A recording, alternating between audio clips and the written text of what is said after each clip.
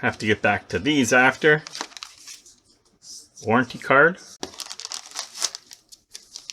We got a really cool remote actually.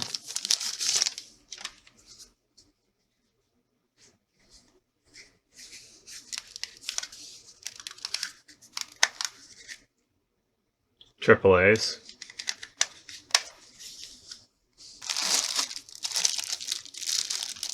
USB-C to A. Looks like got some length to it. This is where it gets insane. Look at the size of this. This is the biggest webcam I've ever seen or acquired or had in my hands. It's got weight.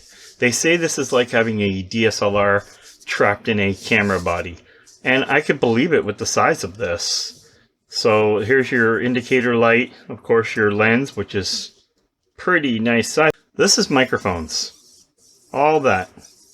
Instead of just a normal, 1 or 2 stereo, it has a field mic in case it's needed for different areas. So that's kind of neat too. Microphone input, I'm going to say that's probably a reset. Your USB 5 volt, so this is for charging.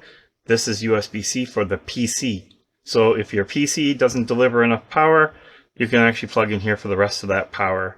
Here's something else that's really cool. One, it's got a LAN jack plus Wi-Fi.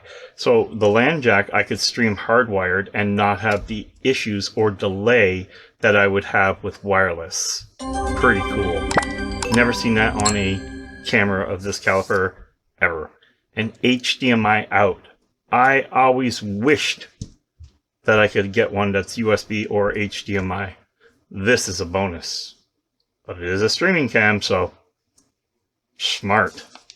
So of course, a recap, in the box you get your cable, your remote, you will need 2 AAA batteries, your manuals, warranty card, and your beautiful size camera. It reminds me, it's just a bit smaller than my camcorder. My 4K Sony is not a whole lot bigger than this until you put the extra gadgets on. That's crazy. Let's see how it stacks up.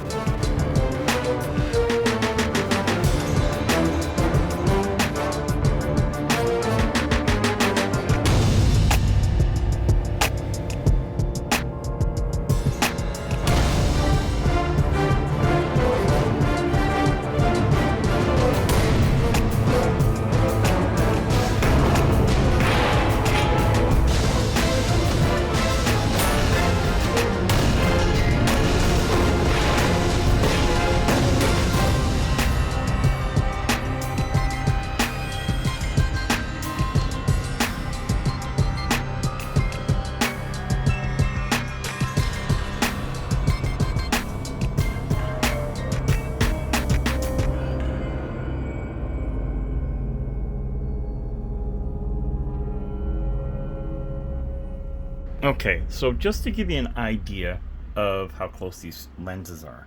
You can see here, there's about maybe a foot between the two. And they're aimed at each other's lens, so when it's having a hard time focusing in on this, I don't really have an issue with it. There you go. That's how close these two are to each other on purpose, just to force, like when it's zoomed in, it's absolutely incredible. Like, this is a webcam. Okay, so now we have a definite lower light situation where we are trying to adjust lighting for a shot that could be like in this kind of a mood, or we can actually get rid of light pretty much altogether and see what it's like in night vision. Wow, its low light is absolutely amazing. Now there's a little bit of a glow coming from the back wall there. I can actually just turn this and show what's there. And you'll see that that is still clear as day. But over here, absolutely not. It's dark. And I'll switch off the other lights just to test its total low. So we are in no light now whatsoever. And wow, that's still absolutely perfect. Like, I mean, yeah, it's not going to be amazing, but it's in a, I've never seen a webcam pull this off at this clarity, no light. Okay guys, just for reference, yes, the recording for the audio throughout the video so far, unless you're hearing it totally different like you are now, which literally is my phone to do something fast, is I'm just showing you the distance away that camera is. So I will test the audio up close, but the camera is a good 5 feet away from me. And that's the audio we've been hearing this whole time. Not bad. And of course, there we are with the full light. And I'm impressed. I really do. I know it wasn't a fair comparison to put a $2,500 camcorder, 4K camcorder up against it. But when I took a look at it for the first time, I didn't see a webcam. I seen more like my camcorder, what I go out and do all the big videos on. That is the experience I got with it when I looked at the picture quality. So at that point, why? Okay guys, so now we're here in their software. Now there's a couple cool things here. One, this is where you select your device. So only one device that I have is this one right here, and it'll tell you the serial number of the product and the firmware version. Now, why that's important and why that's cool, you go to device update, and if the version that's out there is different, when I got the camera it was, then the version here, then you would update. So for example, I think I was on 2.1.1 and now I'm on 5.1.3. So that is something that was really cool, kind of like the camera I did before, except this one was really smooth. And yeah, I think that's great that these cameras, like as we're moving forward, not only are they becoming more and more and more of a replacement of DSLRs and camcorders for our day-to-day, that is really cool that they can be updated so quickly as well. Videos, of course, is here where you can basically change the saturation, the brightness, contrast, hue, and lock it. Of course, I'm here at 60 Hertz. When you hit HDR, you will see the change. I'm having a hard time, and this isn't the first camera that I'm having a hard time with HDR with. And it's not that HDR doesn't work. I see it working, 100%. Maybe it's just me or my eyes, but I always liked the original tones, just the way they were, the colors, the vibrance. Let's go to HDR again. I mean, it's nice both ways. I guess it's a preference, but I kind of like the normal. Device settings. So in here, of course, we have, if you want to flip your camera, woo, you want to H flip. So if you want things on the wrong side, or wait, is that the right side or wrong side? No, that's this. this is the wrong side, you see things backwards. This is the right side. So it's all in here. Another cool thing here is the camera mode. So you can go panoramic, like where it is, or you can go auto framing, and you will see less if you're in the picture or something's moving. It will actually adjust to it. So it's kind of neat. Autofocus, of course, you can turn off. You can turn off the audio enable if you're just using other microphones, which I mostly do. But I'm going to say that this video has actually been so far all audio off that camera to the best of my knowledge. But we will test the audio separately anyway, just in case. So now you can do a Visca over IP port, or you can go to network and basically do DHCP or manual. And this is where you can live stream. And we will be testing this down the road because the next venue I do, I'm going to use this camera for the actual overall video for the event.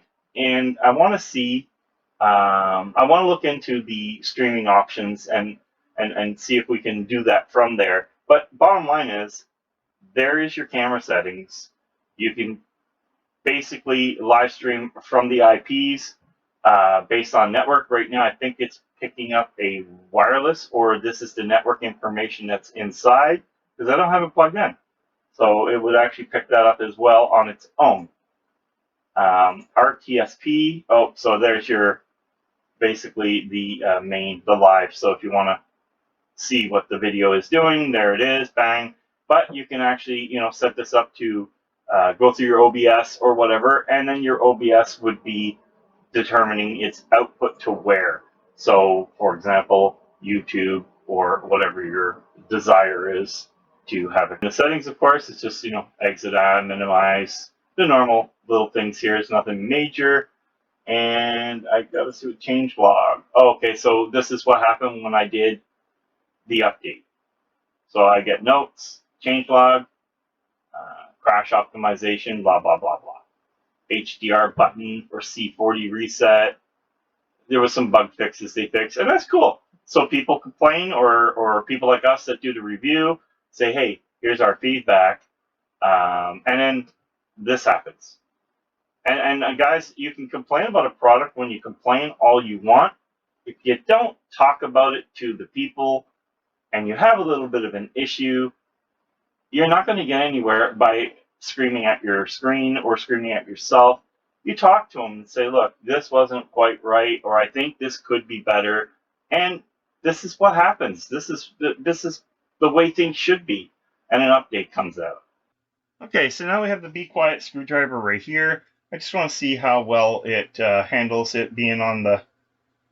You know what? It's doing a great job there. And again, we're only, actually at that point, I was about a foot away from the lens.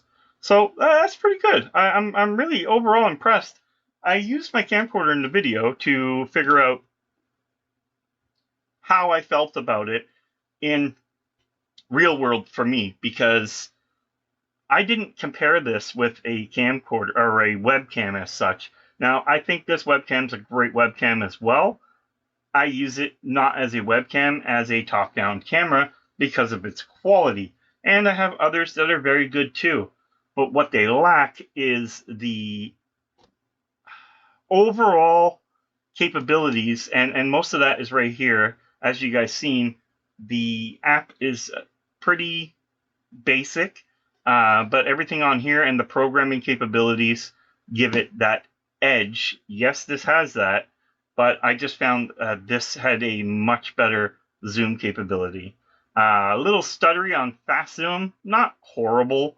I mean, let's face it, this is not a mechanical zoom here. This is still a digital zoom, but it does have a very, very efficient lens, and I'm very impressed with that. These guys did knock it out of the park when they went for video quality. So, I mean, overall, the fact that you can output HDMI for your video stream to be viewed, you can output through your USB-C like I'm doing now. If you don't have enough power, you plug in your second USB-C, and away you go. You'll have more. I have two plugged in now. I was just trying to see if it made a difference on certain things. It did not. I had enough power, and that's been answered for me. The networking, to be able to live stream over network, is just absolutely awesome. Being a hardwired capability is something I haven't seen in any webcam yet. Even my stream cams, they're all wireless. That is a huge selling point for me moving forward, because I am going to want to probably do live streams on the events that I film outside of what I do. And the companies have been asking me about that. Well, this NearStream, I think, is going to take that on, because it handles, and we will see, or at least I will see, how it handles crazy lighting effects, heavy noise from DJing, a bunch of things like that, because that's what the environment that, like the wrestling that I go and film, the environment that it will be put into. And maybe at some point I'll put up a short just to show the quality of it in a 30 feet up in the air and recording the whole thing. So guys, overall, I definitely think this is a great product. I have nothing really bad to say about it. I mean, could it be a little better? Maybe, but we're getting DSLR or camcorder, beyond camcorder quality, like an average camcorder can't touch it. It does really compete with my 4K camera in many ways, and that was almost $3,000, and this is about, I think, $400. There's a big difference right there. And for it to even be able to put my mind and put it up against my camcorder and not a webcam, because to me, this is a camera for streaming, period. It is not what I would call a webcam. Can you use it as a webcam? Yes, absolutely. You can see in the video in the past, like when I was doing all this, I was like a foot away from it, and it was holding a perfect, and it gave a really nice background. It gave the blur, which my camcorder would be maybe doing, or a DSLR will do. This actually did that. So I would say this is closer to a good DSLR than it would be a camcorder. But at the same time, guys, this thing is awesome. This thing is definitely added to the LGH's equipment, and definitely going to go to all of the on-site videos. I will have like backups just in case, because you never know what happens while you're out there. Could, once you get into like situations with all the heat, if you're outside and stuff like that, you never know what's going to happen. But so far, this stayed completely cool. I did not have any issues with heat or anything like that with it. And this one warms up pretty good. So that I didn't feel with this. And I mean, rightfully so. It's much bigger footprint. I thought this was big until this guy came. Anyway, guys, thanks for watching this review of the NearStream 4K live streaming camera. And until next time, thanks for watching. Game over.